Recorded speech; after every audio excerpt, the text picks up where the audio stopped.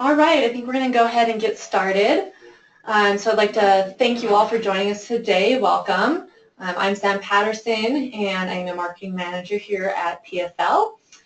And I'll just give you a quick little update on who PFL is if this is your first time joining us for a webinar. So we started as a printing and fulfillment company, and we've been in business for a little over 20 years.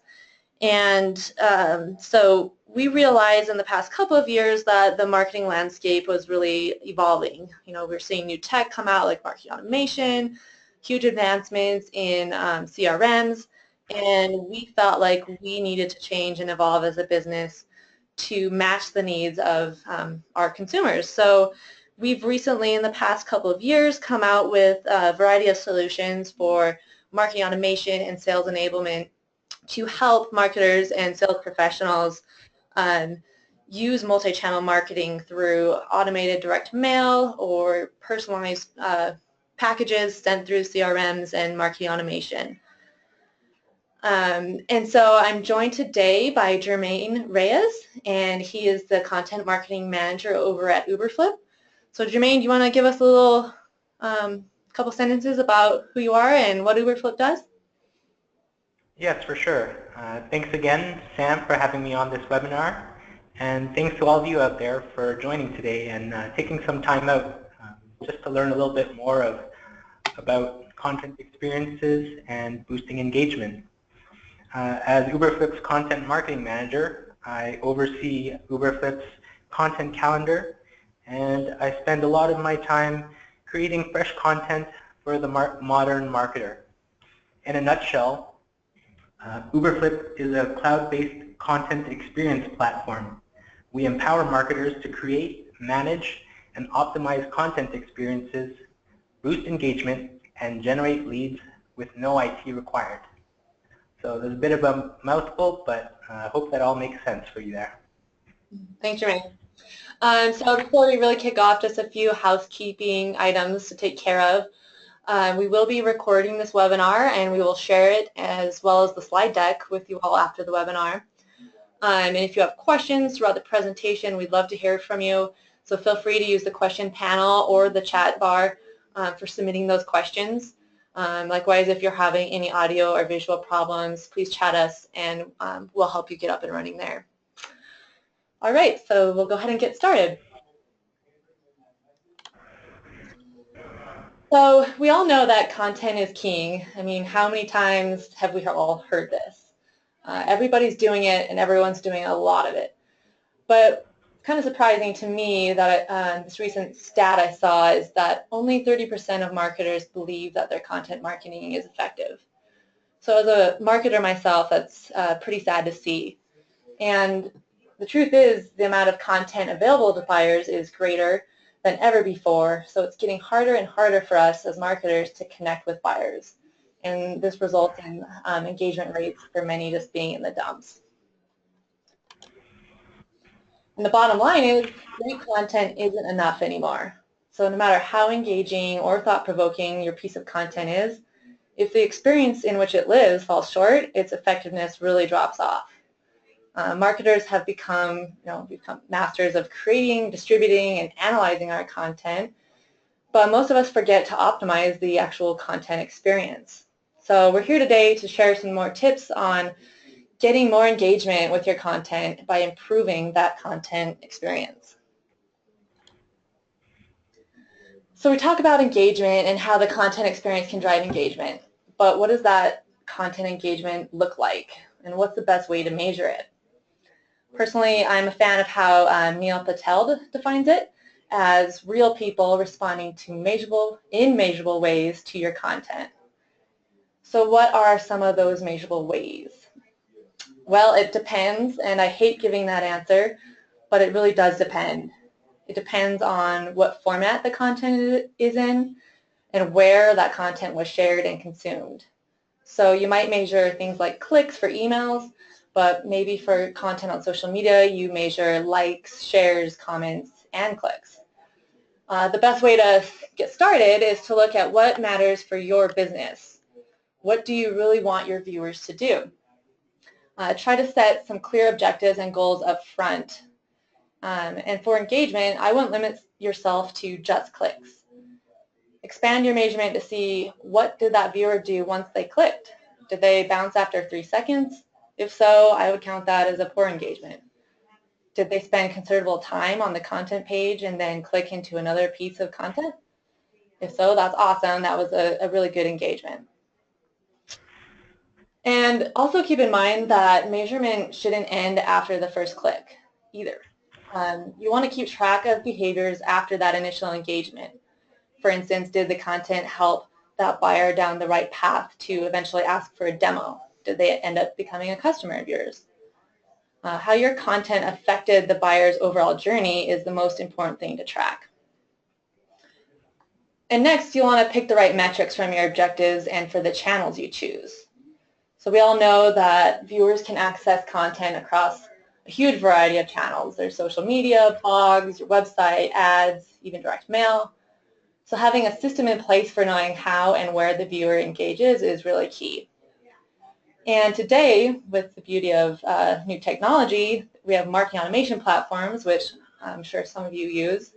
And that's a really great way to have a holistic view of how that viewer has engaged with you and your content across the whole life cycle. So what we do at PFL and what you can do as well is use unique tracking codes for your various distribution channels. That way you can track where buyers are engaging with your content. You should also set up programs in your marketing automation to track any content downloads from a form and have that show up in their overall user behavior data. And you can also, of course, be looking at Google Analytics. If you have content on your website, which I sure hope you do, you can measure time on page, your page views, the web paths, what else did they do on their website after engaging with your content. And there's also a way for you to go even deeper with tools out there today where you can even see how active someone was while they were on a website page. You know, did they just open the website page and then leave for 18 hours? You might see that and be like, oh my gosh, they read my web page for 18 hours. That's awesome. But the likelihood is that they opened it and left, and that's not quite accurate. So new tech can show you how active they are on a live web page, but also how someone engaged with a PDF that might have been emailed by a sales rep. And since we're direct mail experts over here at PFL, we often hear questions on, well, how do I measure my offline engagement? In the past, you know, it's been extremely hard for marketers to track offline engagement because it often happened in silos. It was completely separate from any digital campaigns that were being run, and that just made it really hard and time-consuming to actually figure out, excuse me, to figure out how that mail piece impacted the customer journey. Today, direct mail can be orchestrated through your marketing automation platforms and/or your CRM, and that way you can track its effectiveness just as you would a digital piece.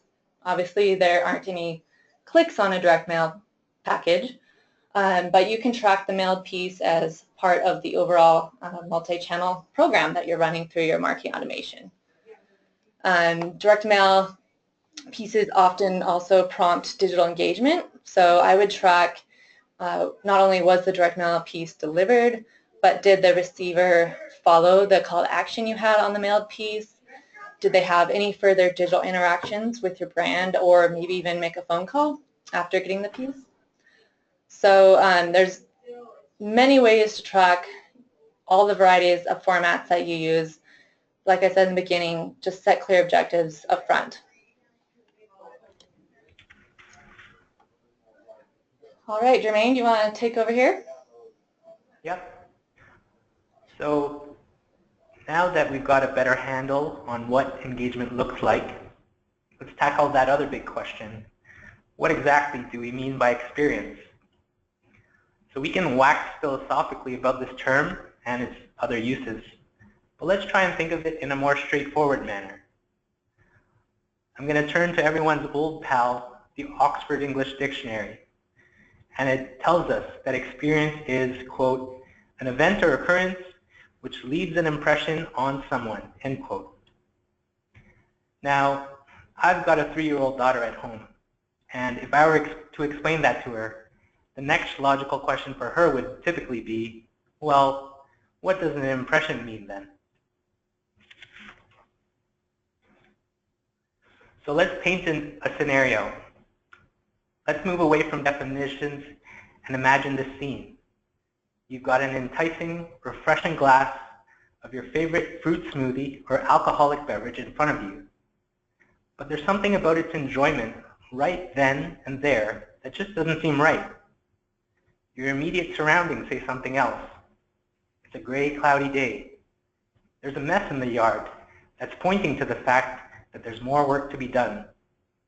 This just isn't the right time or place to consume this drink and enjoy this experience of relaxed, soothing refreshment. Now here's another scenario. We've changed up the scene. You've got the exact same beverage before you, except you're on a warm, sunny beach. Not a care in the world.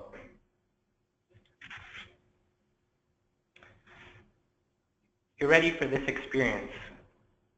Even if you're, in fact, going to drink the exact same pina colada in both situations, it's safe to assume that you'd be far more likely to order another drink in this scenario than the one originally presented.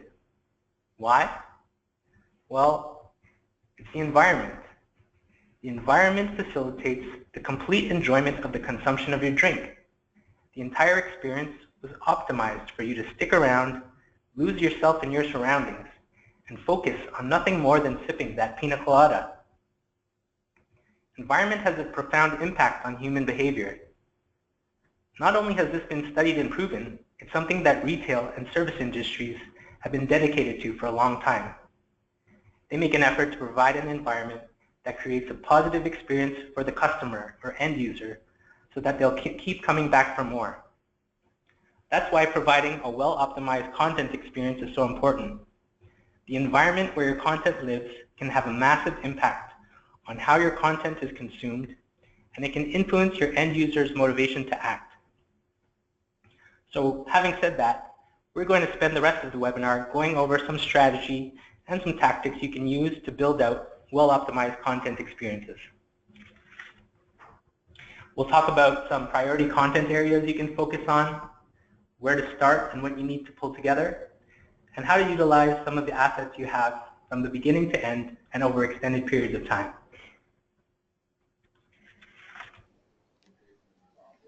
Cool, so I'll just continue on that frame of thought. And the first step to building a great content experience is to make sure that it's relevant and personal as possible for that individual customer. So I like to use this example of tying into the whole drink on the beach theme. So Jermaine might like his pina coladas on the beach, but I have fair skin and freckles, and maybe I hate the beach because I equate that with painful sunburns and lots of aloe vera. I actually prefer my pina coladas best in a shaded poolside bar. So the key is really starting to put each individual customer in the center of everything you do. Listen to everything they do through data collection and make sure you interpret that data to understand who they are and what they want. Are they a beach sipper or a bar sipper? So that gets to another pain point we as marketers have about data. Obviously, with big data, there are so many combinations of customer data points you could consider. So I like to say that it's best to start with key data points and then add in more complexity as you go. And it's a thing where you're constantly learning while you're building your content experiences. Another key point is starting with what you know about your ideal customer. By focusing on them first, you'll be enhancing the content experience for your best audience. You're not wasting time with people who aren't going to be good fits for your business and might not ever become a customer. Focus on those that are going to be good customers for you. So I recently saw a pretty cool analogy by Sean Schroeder, and it's for Cards Against Humanity and content experiences. And surprisingly, both are really similar. So I don't know if any of you have played Cards Against Humanity before. If not, I highly recommend it.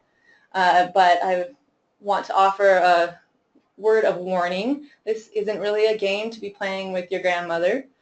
You can see it looks like there's kind of a grandmother on the corner here. She looks a little confused. This game can be a little raunchy. The tagline is it's a party game for horrible people. I don't think I'm a horrible person, but I definitely find enjoyment in this game. So it's pretty simple. Each round there's one player who asks a question from a black card, and then everyone else answers with their funniest white card. So you're really not going to get far if you play just the cards that you like best or that you think are funniest. To win, you have to constantly compile a mental inventory about what resonates with the other players and what doesn't.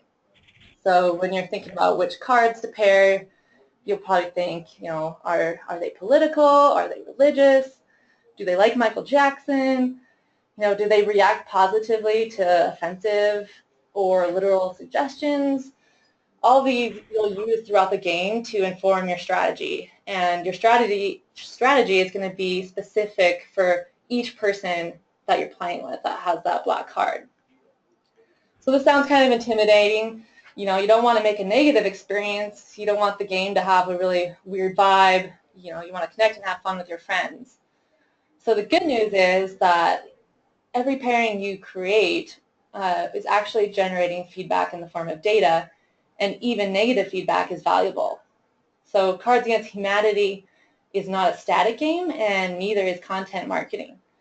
Every time you put out a piece of content, you risk taking your hits or hitting your target.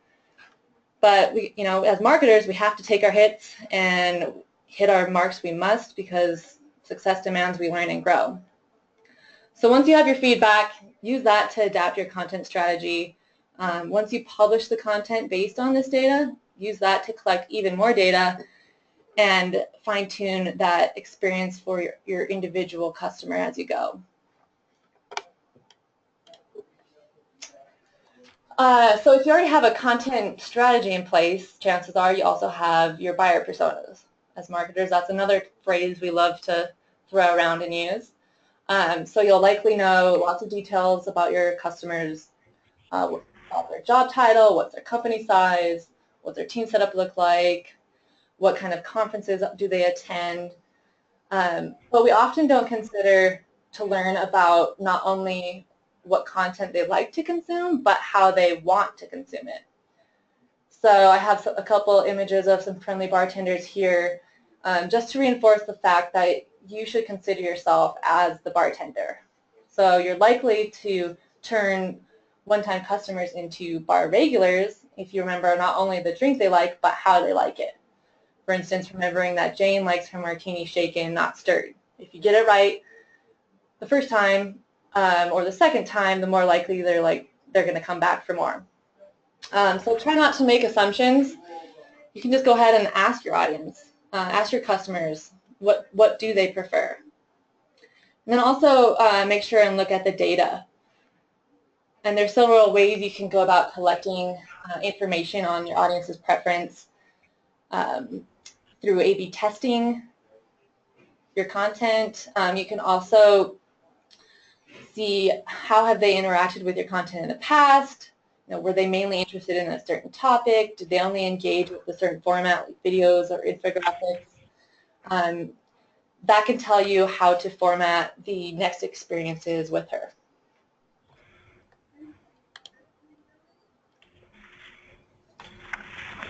So now that you know who your audience and who your buyer is, it's time to think about creating engaging content that establishes a meaningful connection and a long-term relationship with your end user. So it's no longer sufficient to just think of content as this one blog or that white paper or this social media post. It's time to think strategically of your content at a holistic level. Focus on building an engagement path. So how do we do that?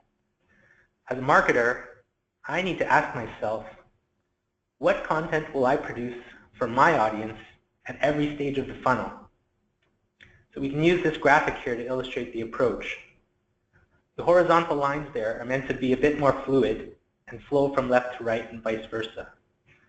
So if you see it in this way, we can ask, what's the right topic to capture the attention of a visitor to my website at the top of the funnel? And how can I continue to engage them? Would it be by their industry? Would it be by a specific medium? Or is it due to their role as C-suite decision makers or mid-level managers or even junior staffers with influence? The point is that no buyer's journey is the same. It's impossible to map out one journey for everyone. Instead, what we need to do is create an environment where buyers can be steered in the right direction. An optimized experience allows your end user to continue their journey by easily following an engagement path. How do we do this? We can do this by modifying a piece of content to work for various buyer stages. Once that content is created, you have to make sure that that content is aligned throughout those stages of the journey, and it's easy for your buyers and prospects to access these pieces of content at any stage. Finally, you should try to personalize that content, make sure it addresses their real needs, pain points, and day-to-day challenges. Using an entirely different analogy, the way I like to think of this is the Choose Your Own Adventure books from the 80s and 90s. These were a series of books that gave a very different reading experience than your typical narrative. A Choose Your Own Adventure book always started out with a warning that they were different from other books. You were instructed to read the book not straight through, but at every end of the page you were presented with a choice or several. Your choice determined the page you'd then jump to in order to continue the story. These pre-made choices gave the reader the experience of being engaged in the story and its outcome as if they were in control of what was going to happen. So as marketers, we should think of ourselves as authors of an entire narrative experience. We give the reader options and paths to move down. If you've done your job well, the reader feels like they're in charge. They feel like they're making all the decisions. But all along, you've been bringing them through the journey, and you've been guiding them through the whole time. So a great content experience keeps your visitors engaged by allowing them to easily choose the content journey that makes sense for them. So if we look a little bit more at things at the concrete level, here's our real-life example. What we've got here is Uberflip's own hub or resource center. And it's here where we present our content to our audience of other content marketers. In this instance, when we look at the top left corner, we've organized our content by medium, and it's pretty much for easy discoverability. It works well as a catch-all for general visitors just browsing through just to see the types of content that we produce.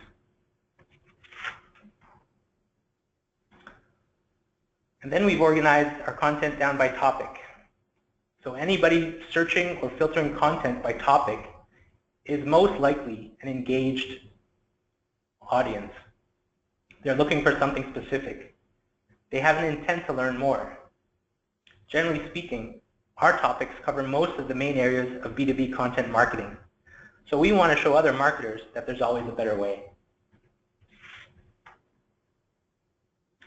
And finally, I won't go through the hub's entire menu structure, but I'll lastly touch on marketing automation, just to show that this particular stream of content is intentionally designed for marketers leveraging technology. Without going into individual pieces of content within the stream, the user gets an idea of the breadth of knowledge, expertise that we have integrating with most of the major platforms out there. So you can see that just from the way content is organized, you're presenting the user with a very distinct kind of experience. There's a predefined route for continued consumption of content and deeper engagement with that content. What we like to say here at Uberflip is we want to get people to binge on our stuff.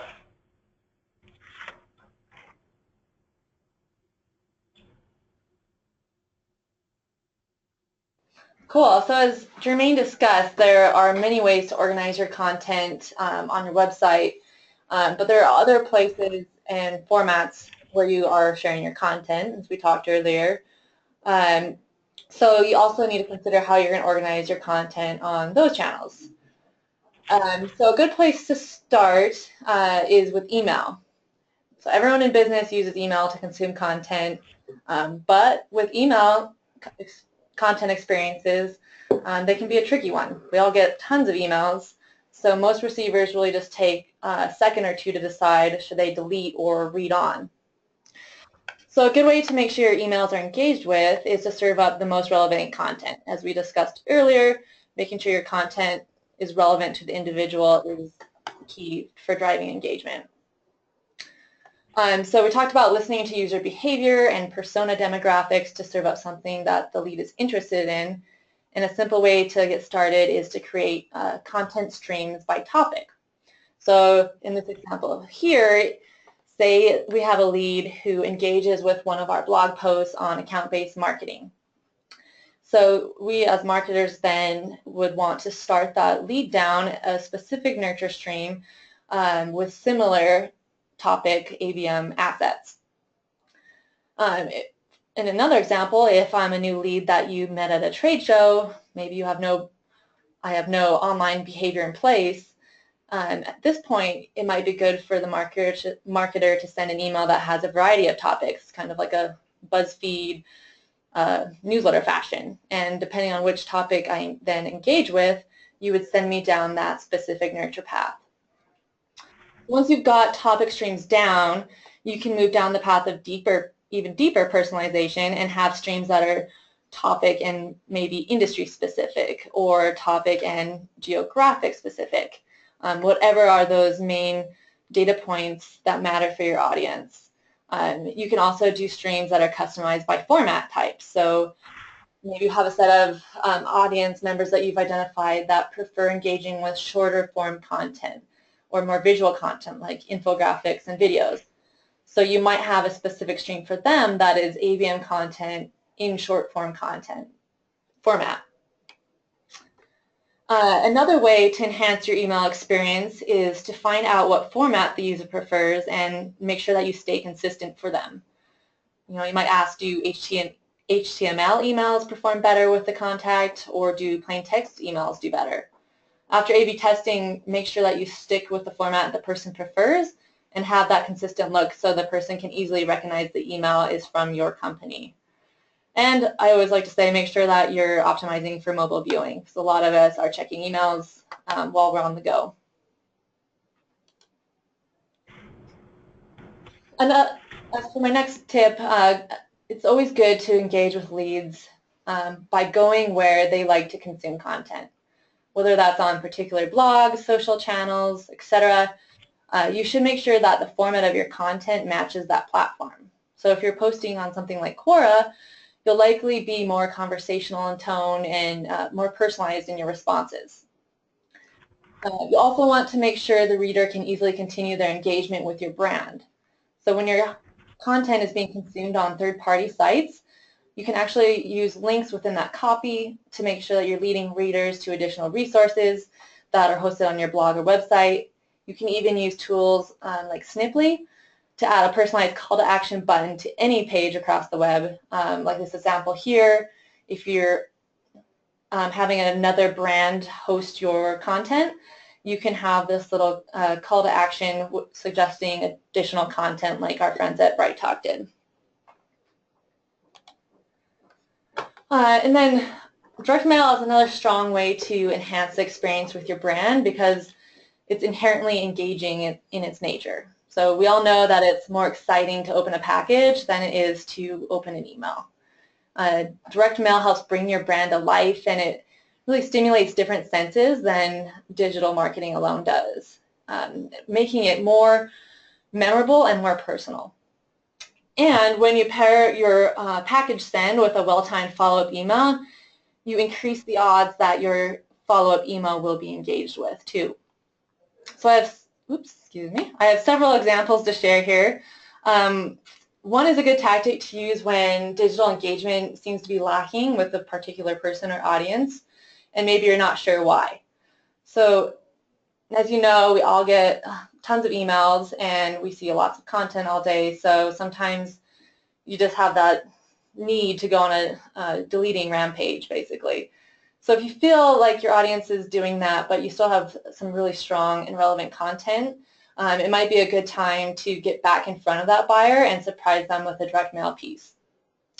So simple ways of doing this are you can make printed versions of your digital content or ebooks and send them to buyers who are on that engagement path or who have interacted with the digital version on your website.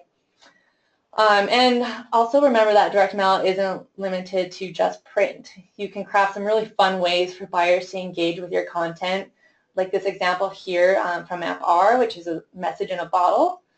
Really fun example there. And you can even blend formats. So if you have a persona that you know likes videos and they respond well to direct mail, why not send them a video card? Best of both worlds for that viewer. Another good example is to be aware of any format preferences for physical pieces and give your customers an option to tell you how they like to consume content. So we all know there's some people out there, myself included, who prefer to read kind of our long-form content, those big ebooks. We like to read them printed. I always print one, and that way I can have it to read next time on a flight or if I'm at my house lounging. I just like that experience. It's a little easier on the eyes, something I can highlight, put notes everywhere, and then also just to have on my desk to reference later without having to dig through files and remember where I stored it. So I might be old school, but I doubt I'm the only one. And if that customer hasn't told you up front that they prefer print, a way to learn that is to monitor download button clicks on your long-form content. So if they're clicking on that download button and downloading the content, there's a likelihood that they might be printing it. You can also have a print button on your site that pulls up a print dialog box. We've done this in Chrome and Firefox browsers. You can set it up to track clicks. So if someone clicks to download or print an ebook, you can then trigger the mailing of a nicely bound, professionally printed book right through your marquee automation.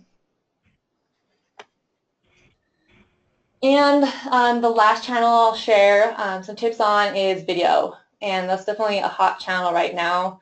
It accounts for 50% of all mobile traffic. Another stat I saw was that 75% of business executives watch work-related videos. So adding videos is a good way to mix up that content format and reach people who prefer easy visual, digestible content. So you can help video viewers continue their journey with your content by suggesting related videos in the form of a YouTube end card or card. So YouTube cards are thumbnail links that you can layer over the top of videos, and viewers can click on them and be taken away from the video to additional content or related content. Some examples here in the top is an end card, and you can see if they're interested in this video, when they end the video, you're helping them continue to engage with your brand with other videos along the topic that would interest them. Or in here, even an ebook that might interest them, a different format. In the second example, you might have a video talking about different items or tips on how to style your house. As it's playing, you might have this little pop-up link that says, here's exactly where you can buy the couch that was just shown in this home remodel tutorial. So supported formats vary. You can link to content on web. You can link to other videos or playlists that you have built in your YouTube channel. You can even link back to your channel to encourage subscribes, or maybe you have a separate channel that you want people to also see. And another fun one to make your videos more interactive is through poll cards, where viewers can cast votes on some choices that you provide during the video.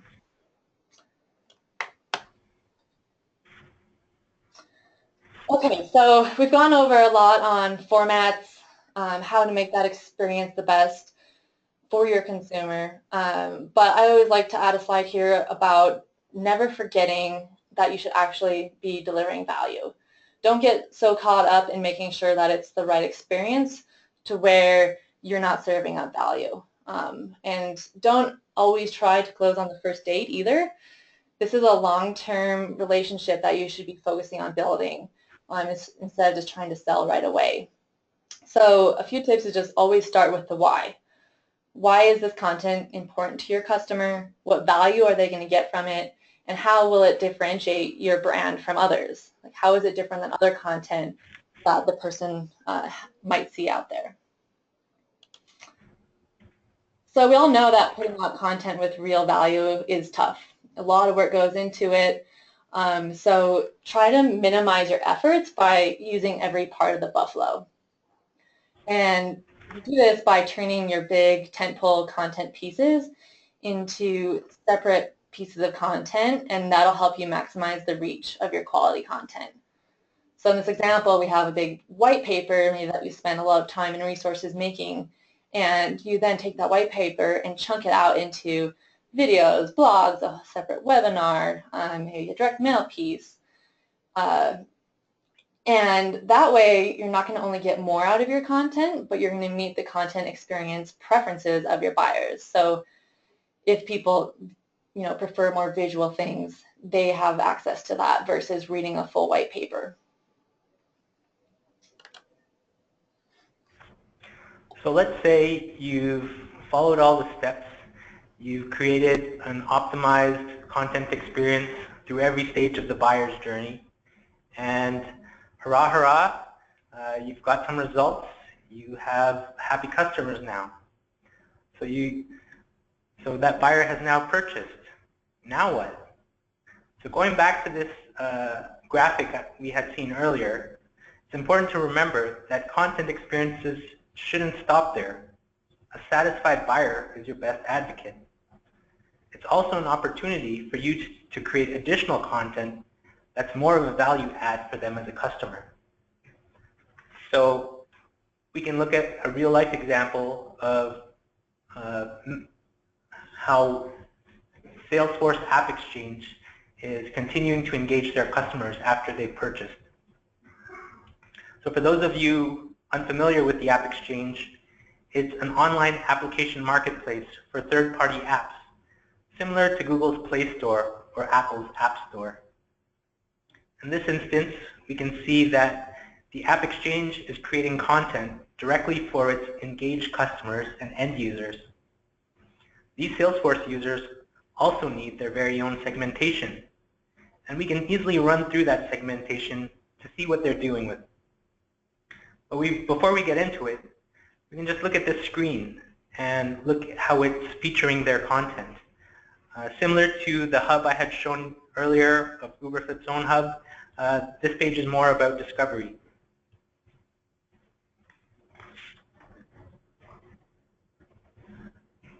So with this screen capture, we're still looking at the exact same page, but I wanted to draw your attention to the menu structure in the top box, where we can see how the App Exchange is creating content for users and their own use cases.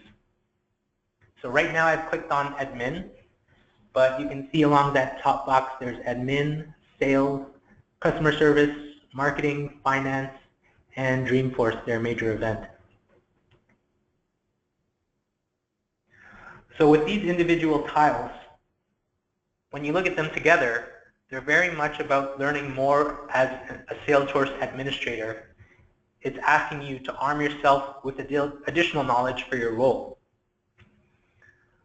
If you can see, hopefully it appears okay on the screen. I just wanted to draw your attention to the tile. There's a piece of content there with the boy and the bear, and there's a title there. Can you guess the App Exchange app in the perfect heart? So going back to Sam's point on using every part of the buffalo, I just wanted to ask you to keep an eye on this tile as we go to the next slide.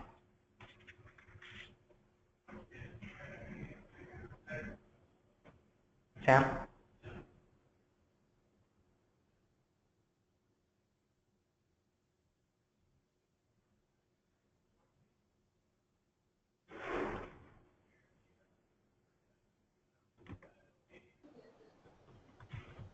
Are you good for me?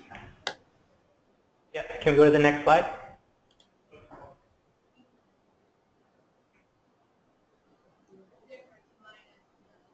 Are you seeing it? Sorry, I'm just reconnecting here. Okay. So, are you seeing the customer service page? Now we are. Okay. So, along the same lines as the administrator page, here's a page of content for Salesforce users in customer service roles. You can see that the tile played a supporting role in the previous page is now given prominence. It gives a very different experience for customer service and end users using Salesforce. In fact, its enlarged size compared to the other tiles is a visual cue for the customer service end users to engage. Next slide.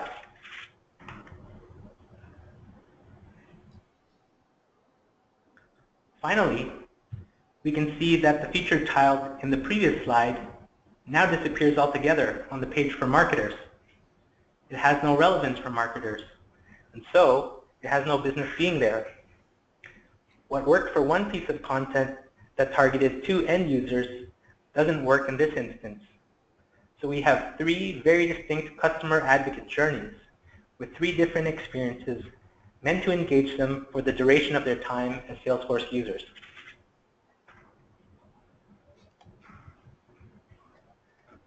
Great. So I just thought I'd finish up here with a few final thoughts as the recap of what we've talked about today.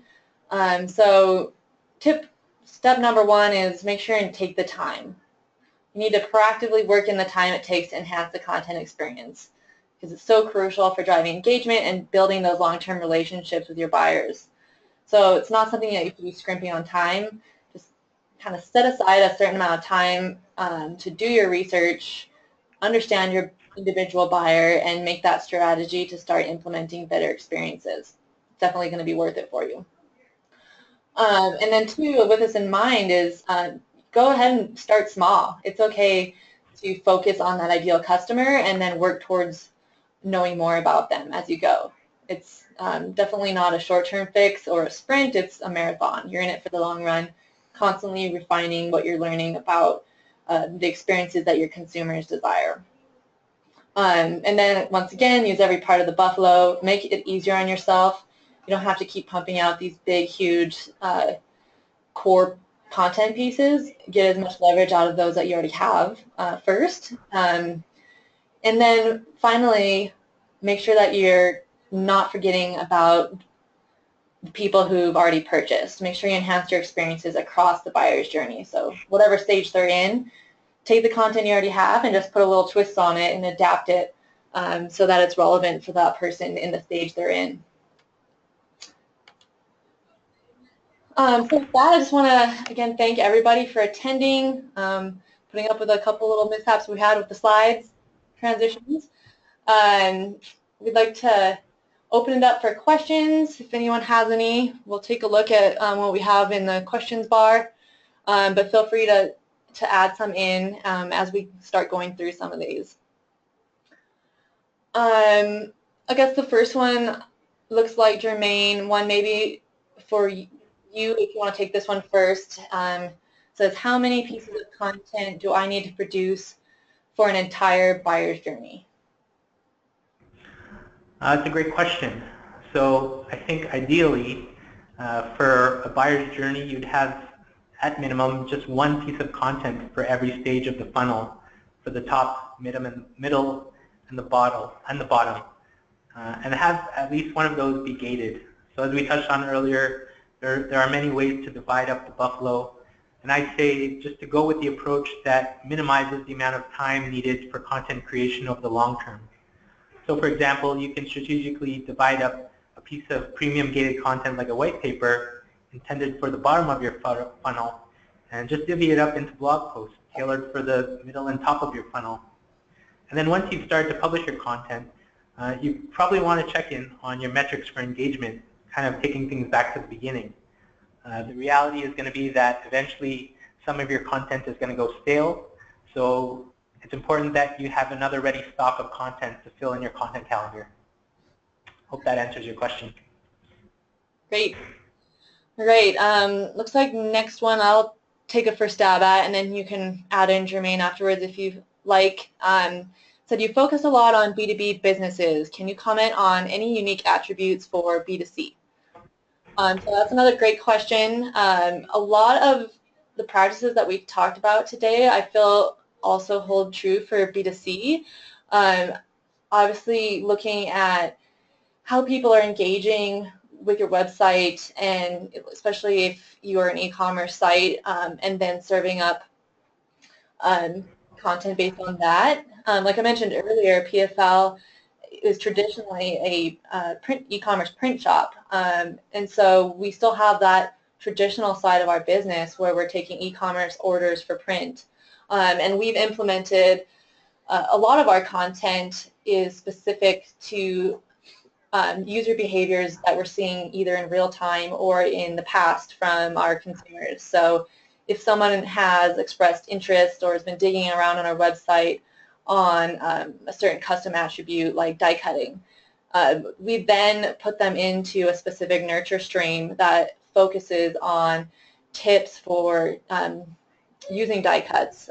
Same thing goes with paper. Like if they are researching, well, what kind of paper should I use for my next brochure, we can send them through a stream of emails that talks about how do you pick the right paper. We might have a webinar coming up about picking the right paper, which we actually do.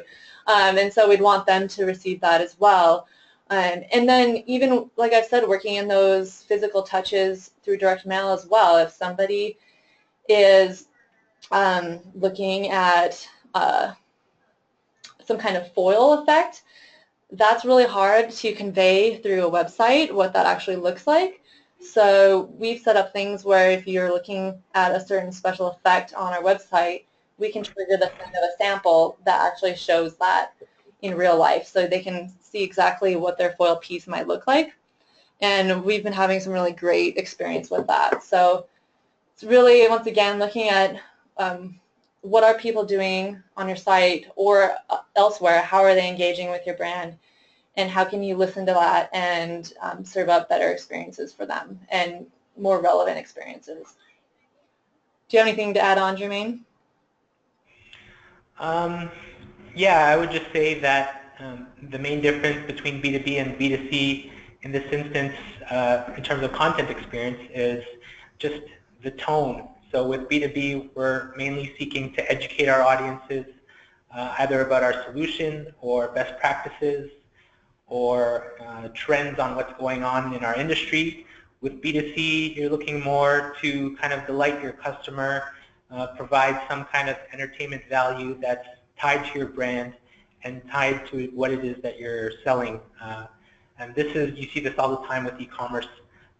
So that's what I would mainly point to in the differences between B2B and B2C context.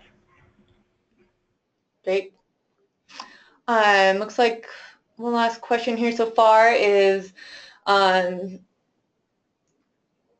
elaborating a little bit more on measuring your direct mail and what are the typical response rates that you see from your direct mail programs. I'll take a stab at that one first, of course. So we've been seeing customers, especially in this use case for B2B, driving, up to 25% or more in increase in their conversions with direct mail added into their kind of multi-channel campaigns. Definitely key that it's multi-channel and it's not, just as you wouldn't do digital alone, it's not direct mail alone either. So mixing them in and seeing some really good return on their investment as well, up to 150%. But in general, we really see response rates go up with each channel you're adding in. So like email is often around 7.9% when it's alone. When you add in direct mail, it's 8.8%, and then even up to 9.5% when they're fully multi-channel with email, direct mail, phone, and digital ads. So it's really about experimenting and finding the right mix for your audience and kind of what experiences they like best and what resonates best with them. It looks like that might be a wrap up on the questions, unless anyone's really last second. I will call attention, we do have a couple additional resources to point you towards. On the eWithFlip site, follow the link here, you'll get their 4 pillars of content marketing. And then also take a peek at our tactile marketing automation idea book, full of ideas on when and where to provide those physical experiences. And I always like to do this fun thing at the end where if you actually want to experience one of our direct mail experiences, experience the experience by emailing me at spatterson@pfl.com, and we'll get something fun sent your way. So with that, I guess we'll close off, and thanks again for coming, and enjoy the rest of your Thursday. And thanks, Jermaine, for joining me today. Thanks a lot, everyone. Have a good day.